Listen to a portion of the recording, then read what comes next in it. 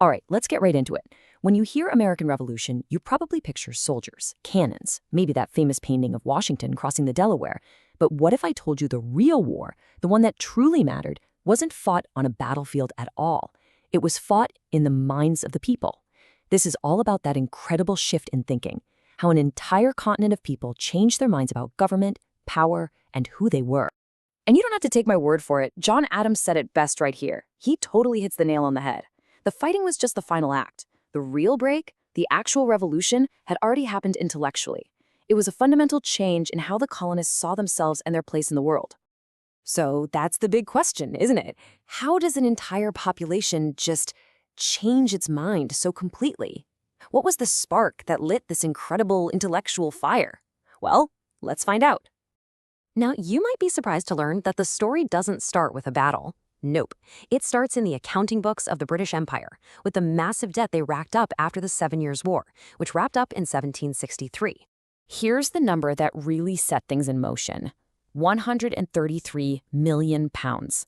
That was Great Britain's national debt after beating France. I mean, that was an absolutely astronomical amount of money back then. So Parliament starts looking for cash, and their eyes turn right to the American colonies. They saw a brand new piggy bank to help pay it all down. And this is how they started to squeeze. At first it was a trickle, but it quickly became a flood. First, the Proclamation of '63 says, nope, you can't expand west. Then the taxes start. The Sugar Act wasn't just about sugar. It came with special courts that had no juries. So if you were a colonist accused of smuggling, you were tried by a judge appointed by the king, not your peers. That felt like a direct attack on a basic English right. But the Stamp Act, oh, that was the big one. The first direct tax on basically any piece of paper you could think of. To the colonists, each one of these acts felt less like a policy and more like a deliberate assault. And you have to understand the glasses they were looking through. Most colonists were influenced by something called radical Whig ideology. It wasn't just politics, it was a deep-seated worldview that taught them to be incredibly suspicious of government power. They saw power as this hungry creature that was always trying to eat away at liberty. So when these new taxes came down, they didn't just see taxes. They saw a dark, calculated plot to take away their freedom. And this argument didn't just stay in fancy pamphlets or meeting halls. This firestorm of ideas spilled out into the streets, into taverns, and into people's homes. And it started turning neighbors into bitter enemies. Everyone had to pick a side. And that choice was not as clear-cut as we sometimes imagine. It's easy to think of all 13 colonies rising up together as one. But the truth was way messier. The Revolution was really America's first civil war. You had the Patriots, sure, about 45%, but a full 20% of the population stayed loyal to the king. And another huge chunk, over a third, just wanted to stay out of the whole thing. It literally tore families and towns apart. And believe me, picking the wrong side could be incredibly dangerous. Groups like the Sons of Liberty weren't just debating ideas. They were out in the streets, enforcing their views with intimidation and, yes, violence. If you were a British tax collector or a known loyalist, the threat of being tarred and feathered was a horrifyingly real possibility. This thing was a brutal physical fight long before the famous shots were fired. And this right here is the absolute core of that mental revolution. For their entire lives, they were subjects. And as a subject, your rights are basically a gift from the monarch, privileges that can be taken away.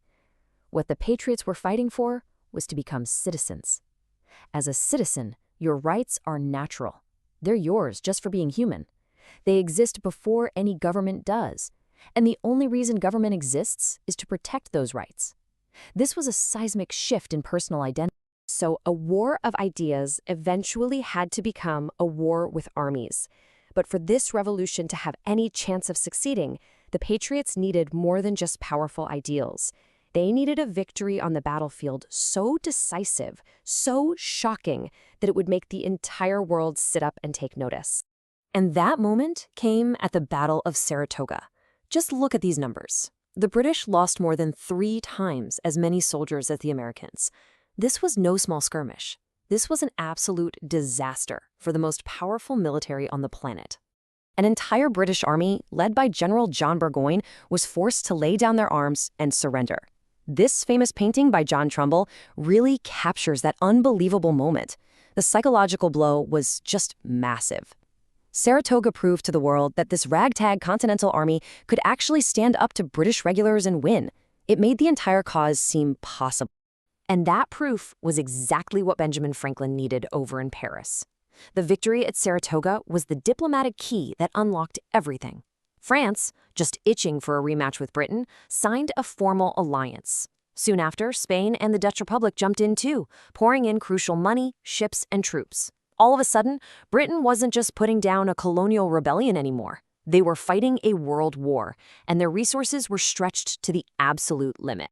So, after 8 long, brutal years of war and sacrifice, what did this revolution of the mind actually create? What was built from all that turmoil? Well, let's break down what I think are its 4 greatest achievements. First, and most obviously, independence.